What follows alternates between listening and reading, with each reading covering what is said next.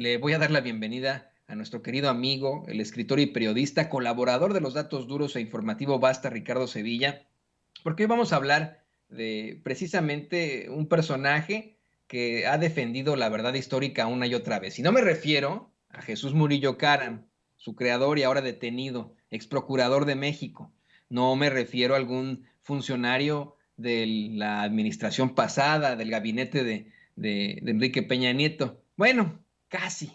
Nos referimos a un sujeto que desafortunadamente ha detentado muchos puestos en los medios de comunicación corporativos y al que han puesto como cabeza parlante frente a muchos micrófonos precisamente en esos medios. Déjeme saludar con mucho gusto al querido Ricardo para que nos hable hoy de nada más y nada menos que el infame de Jorge Fernández Menéndez. Querido Ricardo, ¿cómo te va?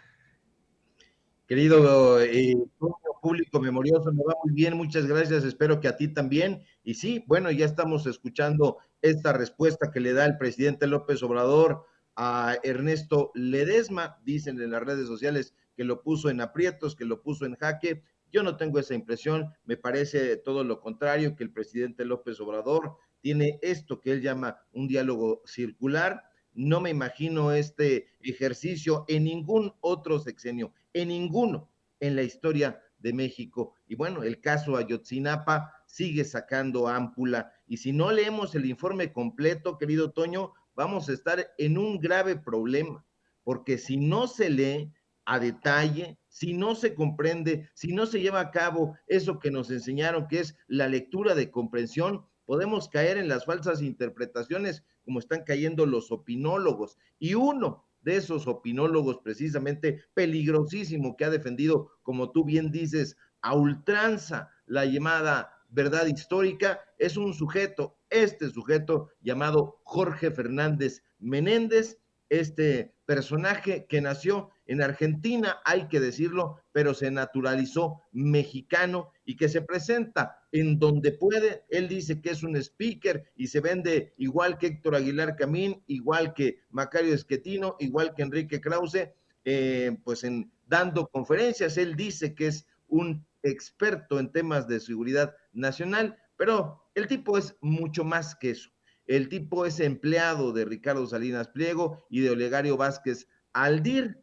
Es un personaje lóbrego que ha servido a los intereses de diferentes actores políticos y empresarios de la comunicación. En varias ocasiones, querido Toño, Jorge Fernández Menéndez ha dicho, imagínate nada más el desbarajuste que tiene en la cabeza, que se encarceló a Raúl Salinas de Gortari sin que se tuvieran pruebas más que el testimonio de oídas de uno de los responsables del crimen. Imagínate. Menéndez, que tiene la influencia en varios medios de comunicación, en varios medios de comunicación, comenzando por Excelsior, donde escribe esa columna horripilante, llena de inferencias, llena de golpes, llena de influencias de ciertos personajes, tanto empresarios como actores políticos, que se llama Rosones, también ha salido en defensa del corrupto y opresor Estado Mayor Presidencial. Ya defender al Estado Mayor Presidencial en épocas de Enrique Peña Nieto, en épocas de Calderón, en épocas de Fox, en épocas de Ernesto Zedillo, es tener la cara dura. Hace unos días, el penal militar del campo militar número 1 le abrió sus puertas a Fernández Menéndez para que le realizara una entrevista a modo al general José Rodríguez Pérez, acusado, como sabe la audiencia de Sin Censura, de delincuencia organizada por su supuesta relación con el grupo criminal Guerreros Unidos, allá en Iguala, allá en todo el estado de Guerrero, que durante el sexenio de Felipe Calderón tuvo de rodillas a ese estado. Hay que decirlo, hay que entrarle a ese tema también, pero Fernández Menéndez, hay que verlo. Le hizo una entrevista tersa, casi un panegírico a este militar que, como era de esperarse, aseguró que es inocente. Ahora, José Rodríguez Pérez, desde los bruñidos micrófonos de ADN 40, se le fue con toda Alejandro Encinas, quien dijo que las acusaciones en su contra hechas por Alejandro Encinas precisamente estaban basadas solo en la declaración del cabo Gil. Está reduciendo este personaje todo el informe. Parece que no lo han leído, parece que se lo dejaron a sus defensores, pero hay que leerlo y yo invito al público memorioso a que lo lea concienzudamente. Ahí está a disposición para que la gente pueda entender toda la narrativa y que no se vaya con estas inferencias, porque esto se une a la narrativa golpista que están orquestando en varios medios de comunicación contra Encinas, concretamente los calumnistas del Financiero, del Universal, los articulistas de Grupo Expansión que se han sumado ahí a esta bataola. Está, por supuesto, y principalmente Jorge Fernández Menéndez, que desde las páginas del Pasquín Excelsior lo consienten a que diga cuánta estulticia. Esto, insisto, se une a la encarnizada defensa de 4 elementos militares que presuntamente estuvieron ligados a la desaparición de los 43 normalistas de Ayotzinapa, quienes se han calificado de falsas las imputaciones en contra de sus defendidos, como es de esperarse, por eso son sus abogados, y pues eso es lo que está contradiciendo el informe que presentó el subsecretario de Derechos Humanos, Alejandro Encinas, y tanto ha crecido esta narrativa que incluso estos personajes ya anunciaron, Toño, acciones legales contra el también subsecretario de Gobernación. Pero, insisto, hay que ver quién demonios es Jorge Fernández Menéndez para tener este tipo de influencia sobre la narrativa en un caso tan peliagudo como este. Fernández Menéndez es amigo de Felipe Calderón y fue asesor nada más ni nada menos que de Ernesto Zedillo, a quien le decía al oído cómo proceder en tal o cual caso. Eso, Toño, público memorioso, no es una inferencia. El mismo Fernández Menéndez lo apuntó hace poco, hace unos días, en una de sus columnas de Excelsior. Aquí lo podemos ver esta imagen donde específicamente dice que Ernesto Zedillo lo mandó llamar, estuvo 2 horas en Los Pinos platicando de lo lindo, diciéndole lo que tenía que hacer Ernesto Zedillo, era su asesor. Fue en compañía de su amigo, así lo declara mi amigo Oronda, orgullosamente Joaquín López Dóriga. Por eso es muy importante que el público memorioso sepa la biografía de estos personajes que solito nos va a dar santo y seña de quiénes son. Este personaje argentino tiene una red de informantes, eso se sabe desde hace mucho tiempo, tiene vínculos con el periodista priista Rafael Cardona, tiene vínculos con el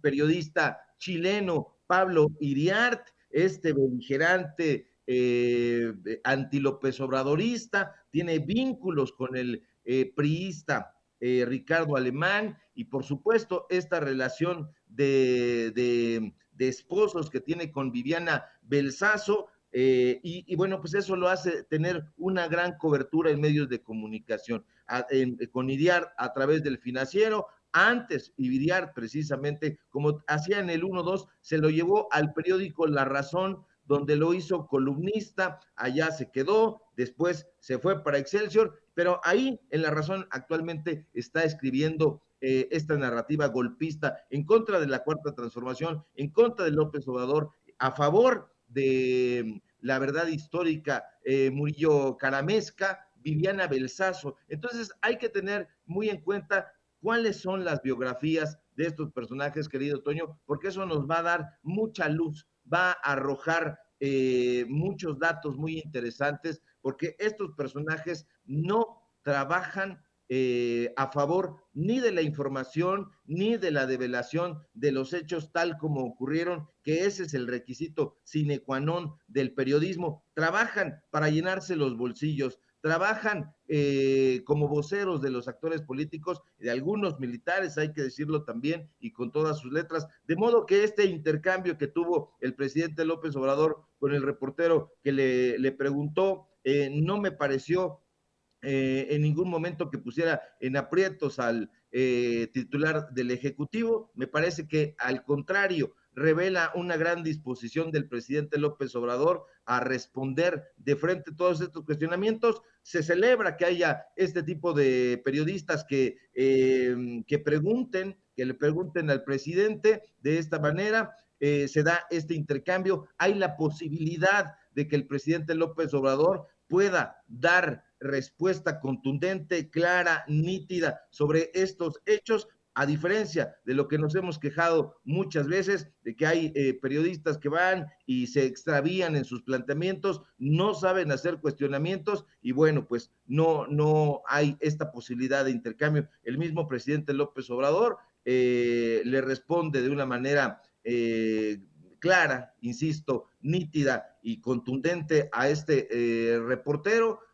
Incluso pues hay la invitación a que se siga el diálogo y eso es lo que forma, querido Toño, la democracia, el intercambio de ideas y vamos a estar muy atentos, pero sobre todo le pido yo a la audiencia de Sin Censura que lea por favor el informe y que por más que lea en Excelsior, en el Reforma, en el Universal, en Milenio, todas estas apreciaciones que se están haciendo, que hace Héctor Aguilar Camín todos los días, que hace Héctor de Mauleón, etcétera, que no se deje engatusar por el falso canto de las sirenas. Todo mundo en esos medios de comunicación, por querer audiencia, le va a estar diciendo que la verdad está de su lado, pero no hay otra que los hechos duros, los datos duros, por eso hablamos siempre de ese tópico, querido Toño.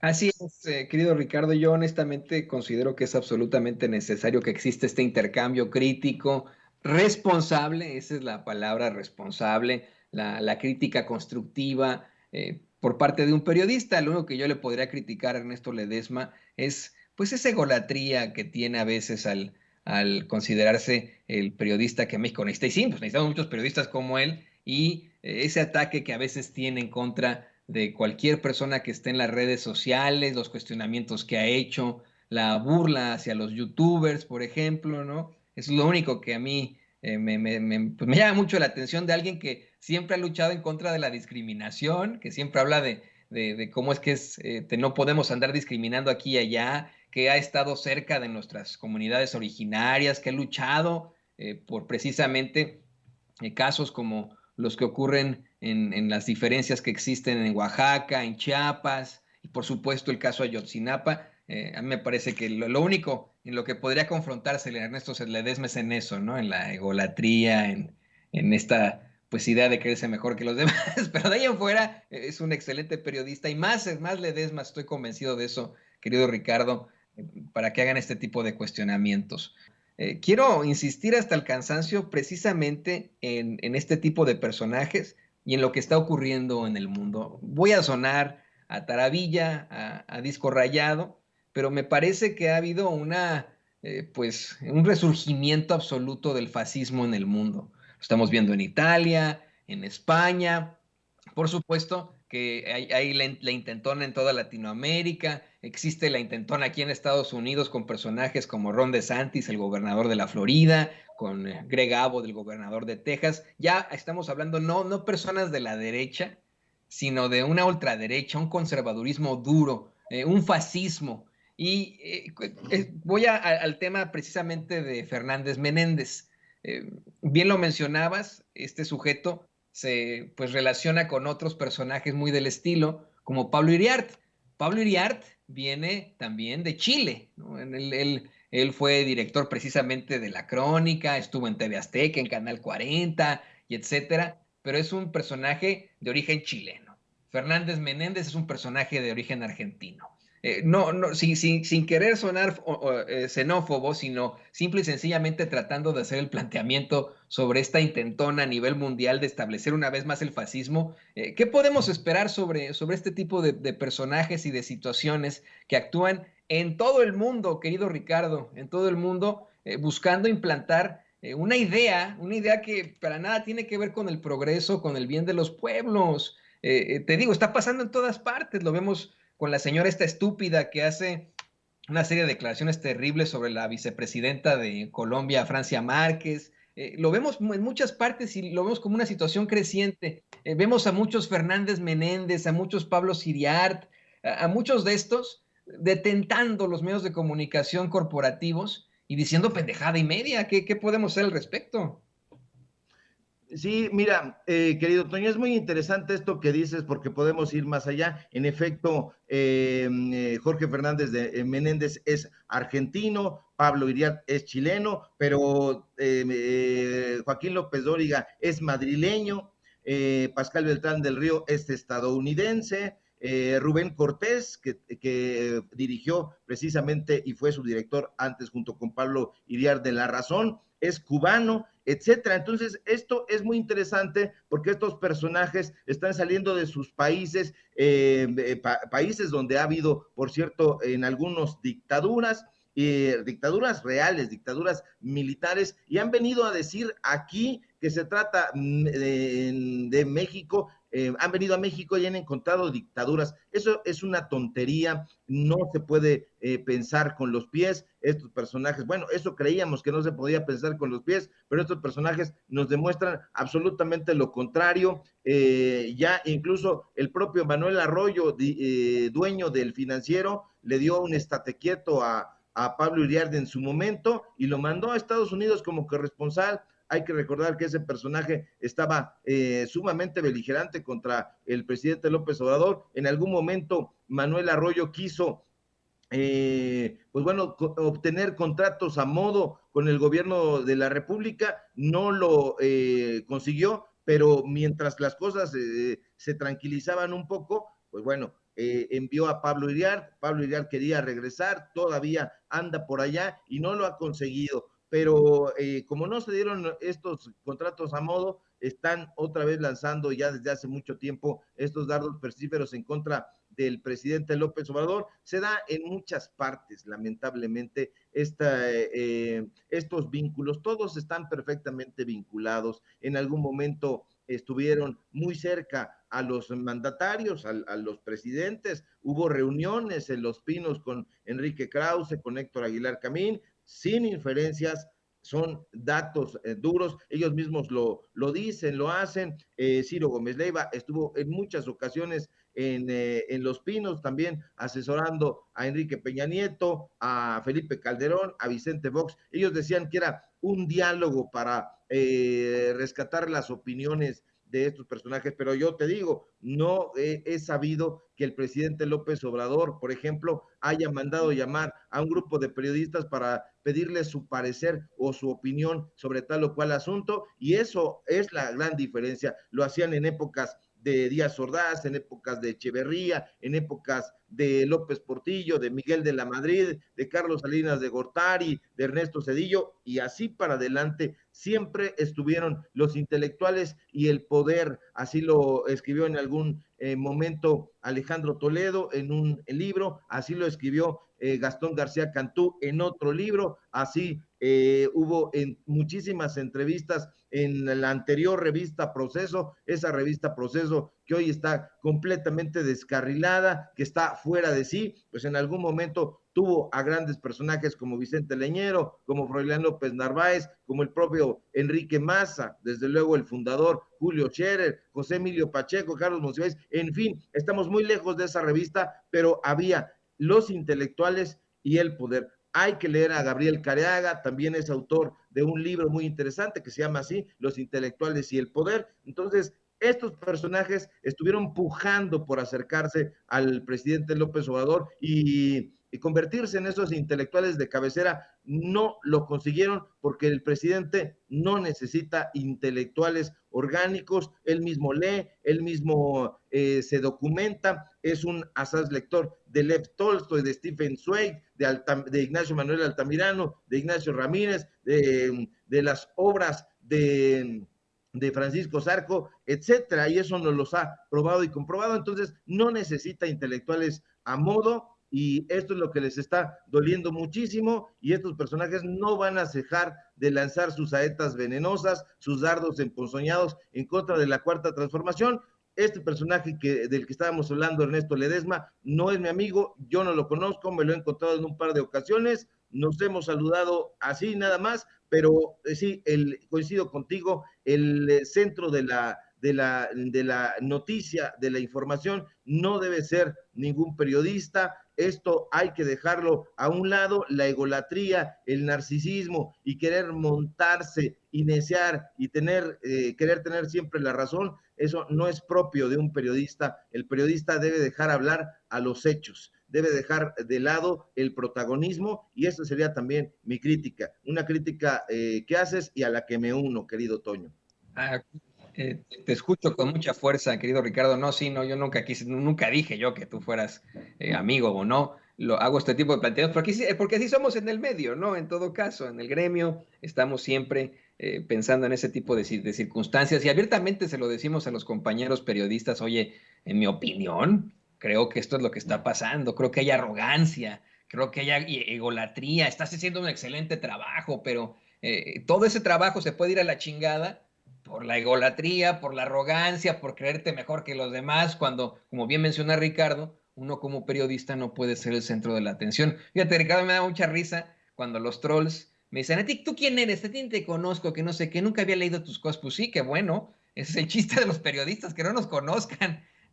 Cuando eres famoso, entonces si hay problemas, si hay cuestionamientos. Yo creo que a esos periodistas, a los que no conocen, a los que no nos conocen, pues es fantástico, ¿no? Cumplimos con nuestra labor. Y Ricardo, ya para cerrar, sobre las declaraciones devastadoras del presidente López Obrador hoy, acerca de aquellos que, aunque son minoría, pues comparten esa visión racista, clasista y hasta violenta, como el señor del cuchillo, así le llama el presidente a Daniel Tabe, padre del alcalde de la Miguel Hidalgo, Mauricio Tabe, a quien dijo, pues no conocía ni a su hijo, pero que al ver la cuenta de Twitter de Daniel Tabe se dio cuenta de ese pensamiento horrendo que tiene, de esa situación terrible. Mira, puso una serie de tweets de este sujeto, como uno que decía, no falta mucho para que a López se le ocurra un aumento de emergencia al salario mínimo.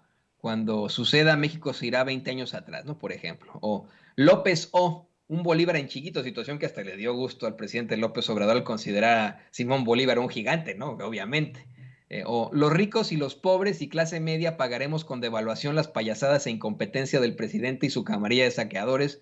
O bien, el Tren Maya, la bomba que detonará literalmente, será la consecuencia de una guerra iniciada por un psicópata vestido de humanista a favor de su propaganda. Yo, que cada vez que mencionaba esto, pues estaba muerto de la risa, precisamente al escuchar a un psicópata hablando de psicópatas. ¿Cómo se atreve un psicópata que sale con un cuchillo a amenazar a unos inspectores que a uno se lo pone en el cuello, a hablar de otros como psicópatas? Pero creo que es lo que engloba precisamente el pensamiento de estos que están ahí en las filas de la ultraderecha mexicana, esos que se la pasan gritando esas que se la pasan gritando en el Senado, que confrontan a periodistas y senadores y que, como bien decía ayer Antares Vázquez, pues se sentaron en el cadáver de una niña, por ejemplo, ¿no?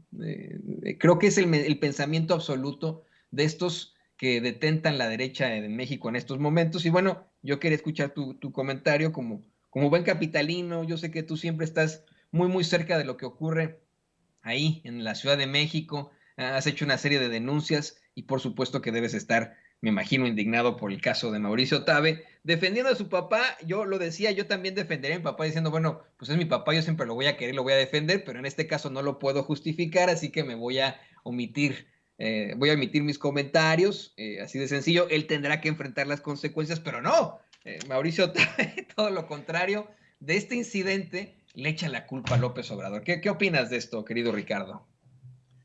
Toño, este personaje estaba leyendo un teleprompter. Se ve perfectamente. Daniel Tabe estaba leyendo un teleprompter. Esto es muy fácil de imaginar. Mauricio Tabe, que está vinculado al cártel inmobiliario junto con Jorge Romero, Mario Palacios, Christian von Roerich, le habría llamado por teléfono y le habría aconsejado dar esta declaración. Es una declaración a todas luces falsa, no sentida. Yo diría que es más que un incidente, querido Toño, es un intento de homicidio. Así le puso el cuchillo a este empleado del gobierno de la Ciudad de México, a este verificador, un cuchillo cebollero a la altura del cuello, de la garganta, lo agarra, lo sujeta entre el cuello y el rostro, y bueno, pues no hay posibilidad alguna de que nosotros creamos que esto se debió a que estaba enojado el señor. Imagínate, este personaje no es mayor que muchas personas de esa edad, muy centradas. Hay que pensar que alguien como Carlos Monsiváis tenía las ideas muy bien estructuradas, jamás hubiera permitido una cosa semejante, no lo hubiera hecho tampoco Carlos Fuentes, no lo hubiera hecho mucha gente, no lo hubiera hecho Enrique Semo, en fin, la edad no es excusa para ser un estúpido o ser un hombre brillante, una persona brillante, hombre, mujer, pero en el caso de este sujeto, pues estaba muy enojado porque no se pudo salir con la suya, fueron a colocarle los sellos de suspensión de actividades, y esto era una acción legal, absolutamente legal, porque de acuerdo con el documento del registro público de la propiedad,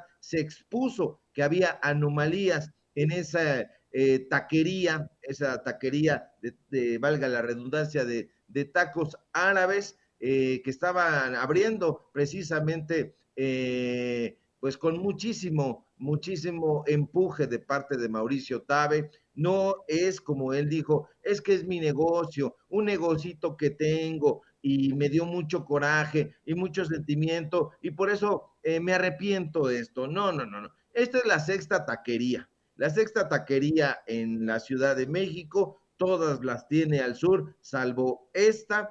Entonces es otra más de la creciente franquicia que está teniendo Doneraki, me parece que se llama la taquería.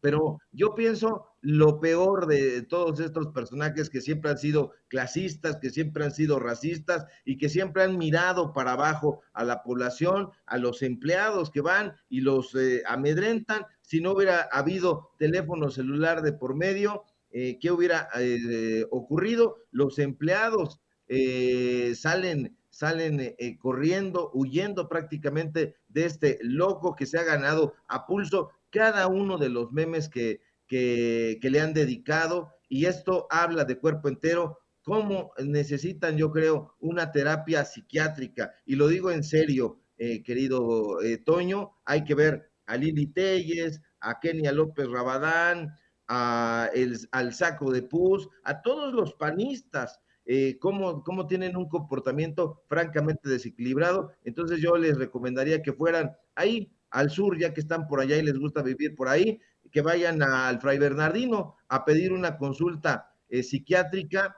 Los servicios son gratuitos y no van a tener absolutamente nada que pagar, como les gusta no pagar nada y sacar siempre ventaja. Y mira, nada más, con celular en mano, ahí está Lili Telles provocando a Vicente Serrano, ahí está Kenia López Rabadán increpando al secretario de Gobernación. Ahí están todos estos personajes que se retratan de cuerpo entero, son sujetos beligerantes, están muy nerviosos y muy enojados porque saben que no les va a alcanzar, querido Toño, público memorioso, para reconquistar la presidencia de la República y seguir metiéndose toda cantidad de dinero, y seguramente tampoco les alcanzará para la Ciudad de México. Entonces están enojados, están frustrados y, cómo no, han perdido todos estos privilegios que tenían. Pues qué miedo, Ricardo, la verdad, ¿eh? Yo te lo voy a decir con toda honestidad a ti y al público consentidor. La verdad es que a mí me preocupa nuestras realidades, ¿no? La tuya, la de Vicente, la mía, la de Meme Yamel, la de Renata Turrent, en estos momentos la del doctor Isaac de Paz, de Jaime Hernández, que están ya en línea conectados con nosotros. Me preocupan nuestras realidades como periodistas críticos o como activistas, que damos la cara, que lo decimos con nombre y apellido, y que pues llegue cualquier Daniel Tabe ahí o cualquier pelón Gomis a cuestionarnos, teniendo este tipo de pensamientos, es verdaderamente preocupante, pero ¿sabes qué? Por mucho que me preocupe, seguiremos hablando de esto, seguiremos alzando la voz y no nos quedaremos callados, y pues muy pronto te estaré invitando a unos tacos árabes, mi querido Ricardo. Te agradezco por esta intervención aquí en Sin Censura. Por favor, compártenos tus redes sociales. Claro que sí, querido Toño, pues mientras no sea en el restaurante de Mauricio Tabe, nos comemos estos tacos árabes con muchísimo gusto. Síganme, por favor, en Twitter, @Sevilla Crítico, en Facebook, Ricardo Sevilla, así nada más. Síganme los datos duros. Hoy tenemos informativo en punto de las 8:30. El Ricardo Sevilla, los datos duros. Síganme en el diario Basta, donde escribo una columna todos los días. Síganme, por favor, en Paralelo 24, este portal donde estamos publicando investigaciones especiales, reportes que no le van a gustar nada a la oposición. Y bueno, si todo marcha bien, ojalá que sí, querido Toño, público memorioso, nos encontramos por aquí en Sin Censura el día de mañana. Un fuerte abrazo, buenos días. Un fuerte abrazo para el queridísimo Ricardo Sevilla, periodista, escritor